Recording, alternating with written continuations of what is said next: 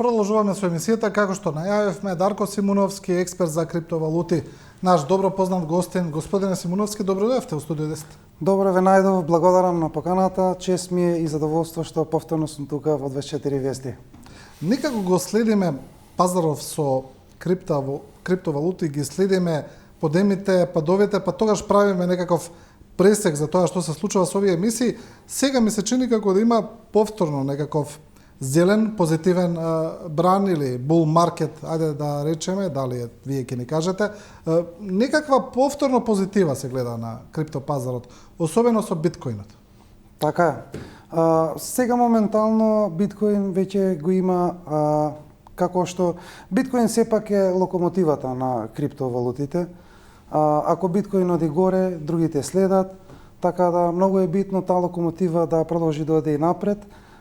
Моментално вниманието е кон биткоин затоа што сега биткоин од ситуација каде што граѓаните вложуваат и имаат право да вложуваат и да купуваат биткоини, сега со новата ситуација веќе биткоин ќе биде достапен за институционални инвеститори. Тоа значи дека инвестициски фондови, банки и други што се во тој сектор ќе имаат право да купуваат биткоин преку биткоин ETF, каде што веќе имавме некаде околу 20 на фирми, инвестициски фондови, што веќе подадоа за биткоин ETF.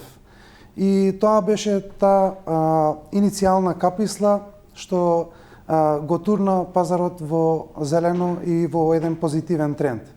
И сигурен сум дека со самото означување на тоа и официјално кога ќе дојде биткоин ETF, официјално да се тргува после одобрување на Комисијата за хартии од вредност од Америка, која ќе се даде тоа зелено светло официјално да се тргува, сигурен сум дека цената буквално ќе експлодира преку ноќ и ќе бидеме сведоци на нови рекорди.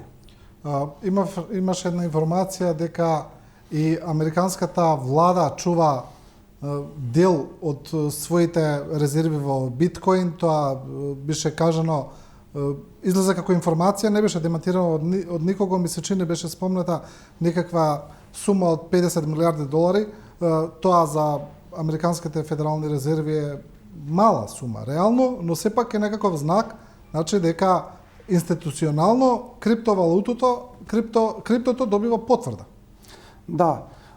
За тие средства што спомнавте конкретно, тие средства доаѓаат од една операција што FBI ја извршија на нелегални сајтови, на тие што се полага во криптото се сеќаваат, имаше еден вебсайт Silk Road, тоа е на почетокот каде што навистина имаше тука доста нелегални активности во тој вебсайт. Тој вебсайт се затвори, тие не легитимни тргувања таму и така да од тука многу се извлекоа биткоини и владата од тогаш ден денес уште ги чува тие биткоини и како што знаете од тоа време до денес биткоин е многу порасна. Чинам дека сега моментално и можеби некаде 70 милиарди вредат од прилика горе-долу според моменталната цена на биткоин. Тоа е во тој поглед, но меѓутоа, како што кажав, сега најбитниот момент, историски момент за криптоиндустријата, по-конкретно за биткоин, ова е историски момент затоа што биткоин официјално ќе може да биде тргуван на берза, каде што ќе може секоја банка во цел свет, било кој фонд во цел свет да може легитимно да вложува во биткоин ETF. Тоа се едни фондови, и тие фондови каде што најпознат играч веќе во ова ситуација влезе BlackRock, најсилната компанија што моментално имаат околу 10 трилиони американски долари средства што ги менаџираат, така да тие се, мислам дека тие беа главните тука што со нивното реноме и нивната моќ го потурна овај процес кон остварување на овај момент. Ова дефинитивно, како што реков, е историски момент за криптоиндустријата, за биткоин и за прв пат во историјата ќе може официјално сите институции да вложуваат во биткоин индиректно преку спот биткоин ETF. Да, кога зборувате за оваа одлука, имаме ли некакви временски рокови? Кога се очекува тоа да биде донесено или заклучено од Американската комисија за хартијата? Имаме неколку поставени рокови. Првиот рок каде што треба да се одобри овај производ, финансиски производ преку биткоин е 10 јануари. После тоа имаме уште два рокови, последниот рок би бил крај на мај. Така да во било кој од тие рокови во тој временски период законски Комисијата за хартија од вредност во Америка ќе мора да се изјасне позитивно за биткоин. Зошто го велам тоа? Затоа што веќе Комисијата за хартија од вредност во Америка веќе беше тужена од одредени фирми што веќе се обидува да е турнат таа идеја каде да биде биткоин достапен за институционални инвеститори, така да со тоа тие изгубија на судот и така да тие мора тоа да го одобрат, но меѓутоа прашање не знаеме точно кога ќе се одобри, али се повеќе и се погласно се шушка и се зборува дека најверојатно уште првиот рок ќе се одобри и што е најинтересно веќе и потврди Гери Генслер, председателот на Комисијата за хартија и вредност во Америка. Тој веќе потврди дека дефинитивно сите тие што имаат подадено дека наеднаш ќе бидат одобрени, затоа што тогаш тие би имале проблем повторно законски проблем ако не ги одобрат сите, затоа што веќе има доста фирми што веќе имаат подадено за тоа. Да, добро, кога тоа ќе се случи, верувам дека навистина ќе има таму големи поместувања, ќе видиме. Ќе направиме сега една кратка пауза, бидејќи имаме едно непланирано вклучување во емисијата, имено додека траеше емисијата во живо, нас не се обрати Игор Пехчевски, кој е болен од цистична фиброза, кој има гостувано во оваа емисија. Господинот Пехчевски вели дека здравието му е навистина нарушено, сака да се обрати на јавноста, а особено после најавата дека денеска треба да дојде лекот Трикафта за 12 пациенти, како што најави министрот Меджити, но ние сепак да видиме каква е ситуацијата. Господине Пехчевски, што сакате да кажете? Добро утро или добар ден. Како што ме знае целата македонска јавност, јас сум Игор Пехчевски, болен од цистична фиброза. На неколку дена после хоспитализацијата, од утрово мојата здравствена состојба повторно се влошува. Сакам да го повикам министерот Меджити, веднаш да ми биде даден лекот, пошто јас искашлувам по неколку пати веќе крв. Тоа е сериозно. Да ми го даде лекот, бидејќи и државата и тој самиот ќе одговара за мојот живот и за животот на било кој друг пациент, доколку се влошиме уште повеќе од тоа што не е ситуацијата. Дали, господине Пехчевски, сте вие еден од тие 12 пациенти кои треба да го добијат на лекот? Дали сте на листата? Се надевам дека после една година јавна борба сум на листата. Ме имаат известено дека од детска клиника ќе ми се јават, но еве на една недела сме пред новогодишните празници, се уште ми се немат јавено ни докторка, ни сестра, ни никој. А работата станува се посериозна и се позагрижувачка. Вие лекот Трикафта ниеднаш го немате земено, така воопшто ја немате земена таа терапија? Воопшто ниеднаш. А има дел од пациенти кои веќе ја земаат, така? Да, овие 12 мина до Великден што прима и други се уште нема лек.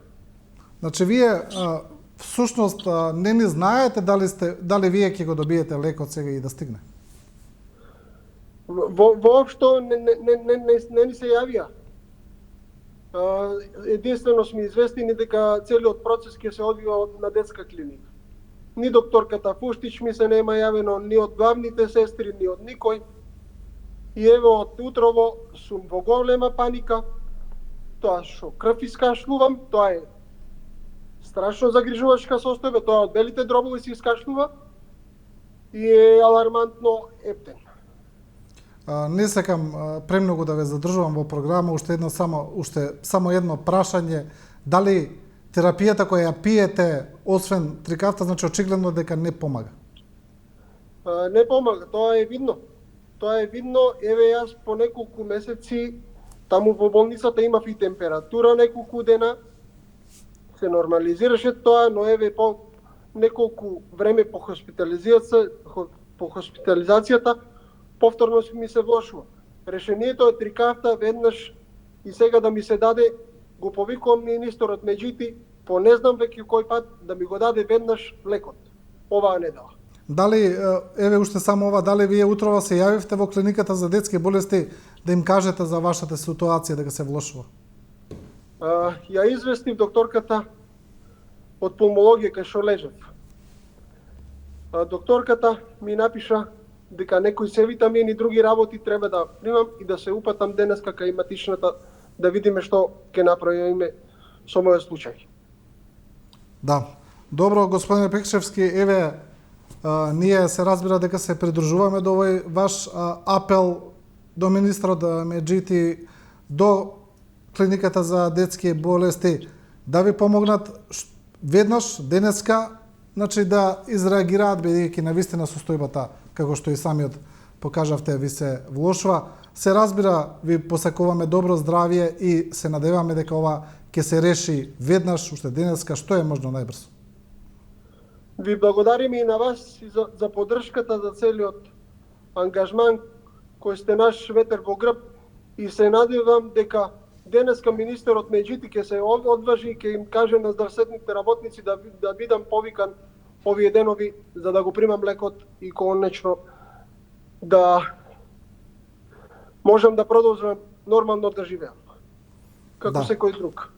Да, ви благодарам уште еднаш и се разбира, останете во добро здравје и следното гледање да бидете во подобра состојба, да се видиме. Симуновски се враќаме на емисијата. Ова беше, како што кажа, вонредно вклучување. Господин Пекчевски самиот побара да се вклучи. Ете, мораме ова да го правиме, да делуваме јавно колку што можеме повеќе.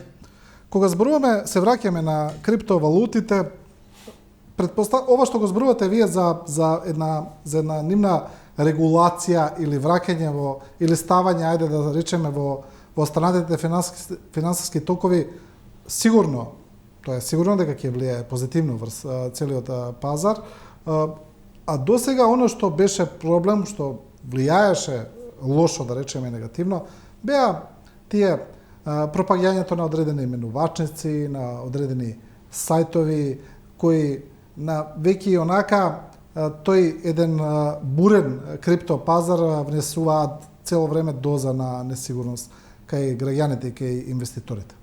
Да. Јас тоа и многу пати го имам зборувано и кај вас на гости преходно кажував, многу е битно регулација.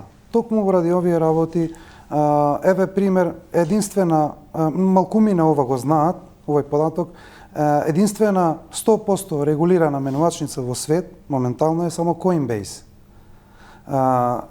Coinbase е единствена што можам јас да тврдам дека е сигурна. Зошто?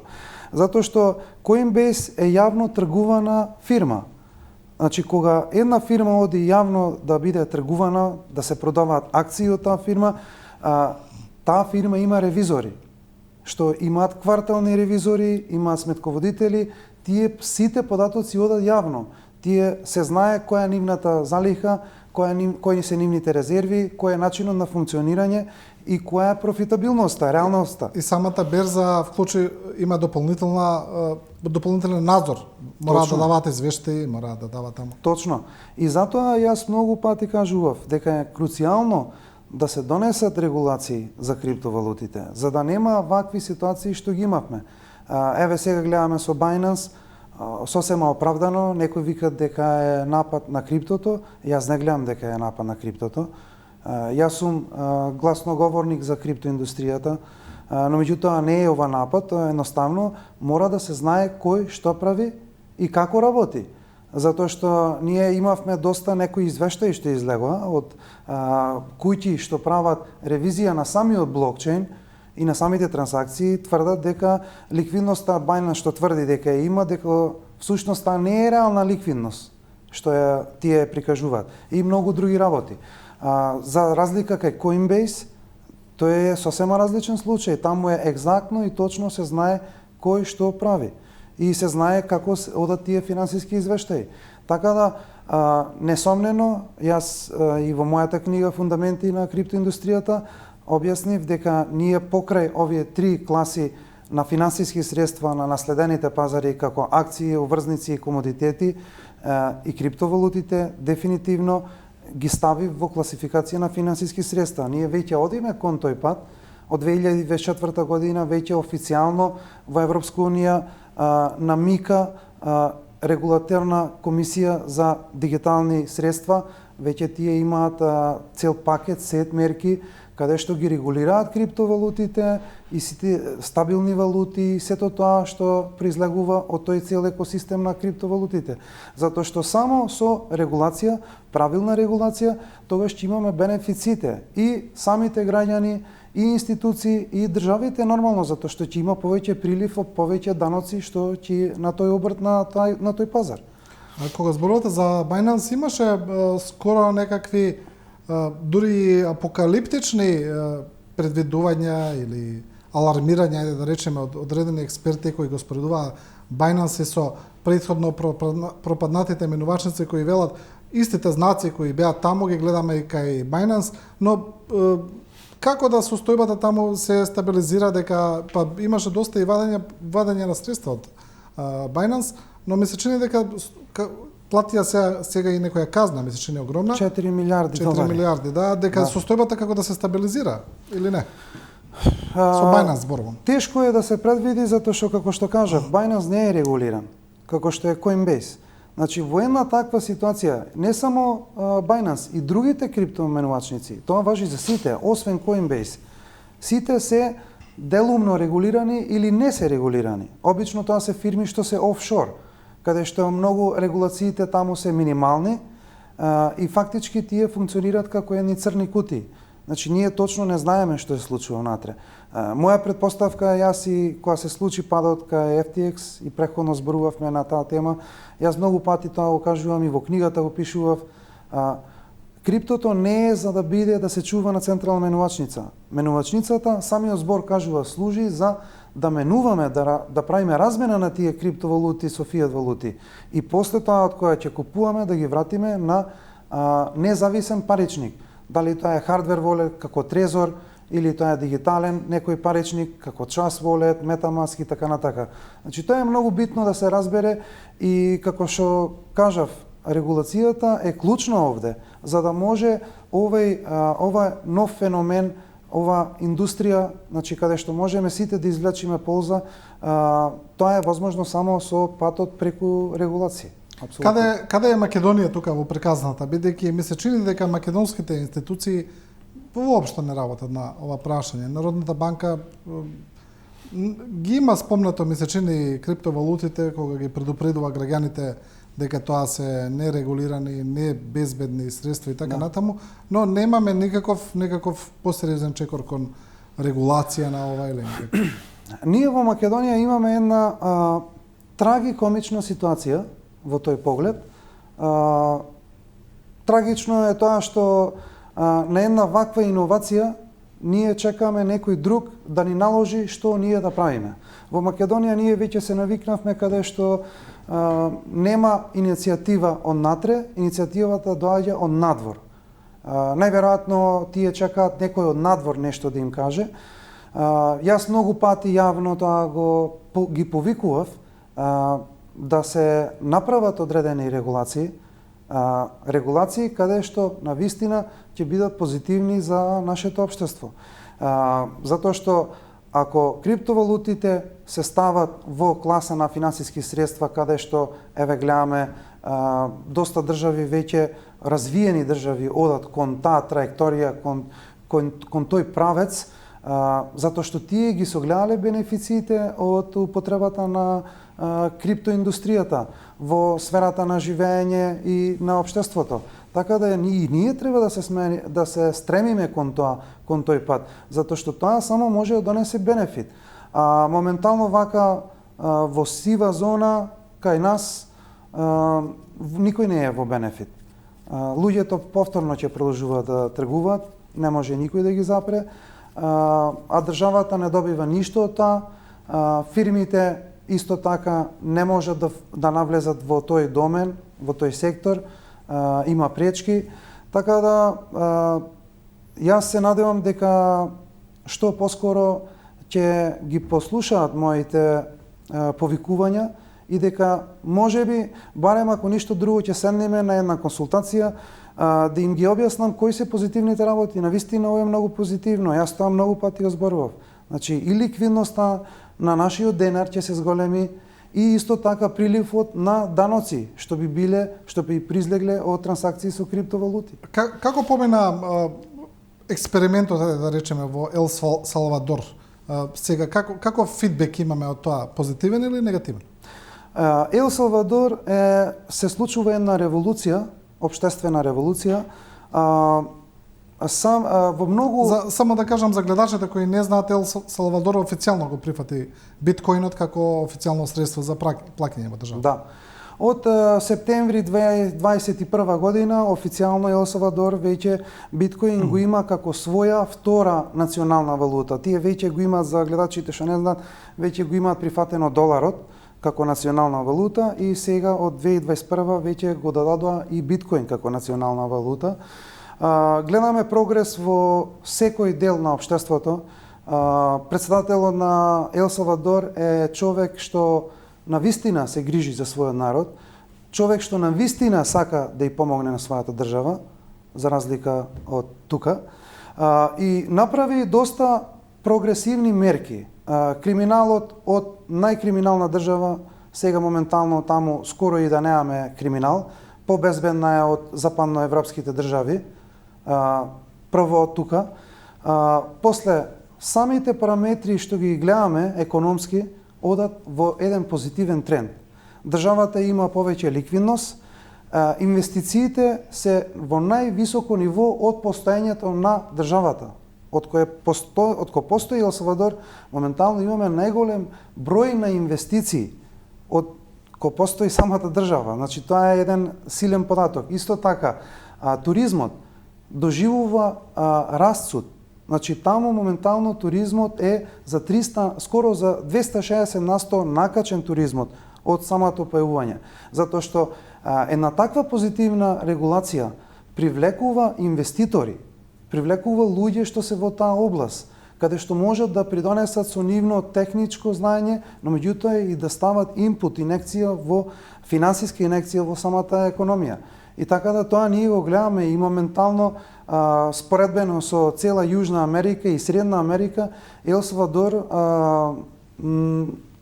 предничи пред другите во конкуренција. Во сите параметри има подобри финансиски перформанси. Да, и за крај едно прашање кое го добив еве од гледач кој прашува што е вели со OneCoin-от. Значи знаеме имаше тоа една инвестициска шема, ајде да речеме, која беше понудена уште пред години и години да инвестираат во OneCoin, но никогаш не дојде до реализација на тој проект, некои го нарекоа и пирамидална шема, па дури и измама. Како сега гледате на тоа? OneCoin е една таква, би рекол, трагична историја. Мене ми е жал за сите луѓе што ги изгубија парите таму. Нема да се случи нешто обратно во тој поглед. Таа приказна е веќе завршена. Луѓето ги изгубија парите само поради една причина, затоа што не беа информирани и не беа едуцирани. И како што гледам сега, и сега се случуваат некои такви типични пирамиди или понзи шеми или некој лажен наратив. Пример имаме, ние многу популарно е Picoin. Јас и за тоа пишував во книгата. Picoin не е криптовалута, се додека не биде тргувана на берза како што треба, како што се другите криптовалути на постоечки блокчейн, да има реален перформанс, тоа не е криптовалута. Сега уште веќе 6 години Picoin се ветува дека следната година дека наводно ќе бидат тие криптовалута, не се и не верувам дека некогаш ќе бидат. Значи таа е една типична лага. Исто така имаме некои ситуации како доста луѓе кај нас во Македонија го спомнуваат е-кредит. Е-кредит исто така не е криптовалута. Така да, значи таквите работи каде што јавноста ќе биде манипулирана, постојано ќе се случуваат. Но меѓутоа јавноста мора да се едуцира. Затоа јас ја понудив и книгата и курсеви. Многу е битна едукација за да се знае што е што. Тоа е да се знае што е акција, што е криптовалута, си има свој работи за да се оцени тоа. Епа токму затоа и ги правиме овие емисии пред се за едукација. Господин Симуновски, ви благодарам и за ова гостување. Ви благодарам и вас на поканата. И со ова гостување на Дарко Симуновски, експерт за криптовалути, го завршуваме ова Студио 10. Почитувани, ви благодариме на вниманието и довербата. Останете со програмата на Телевизија 24.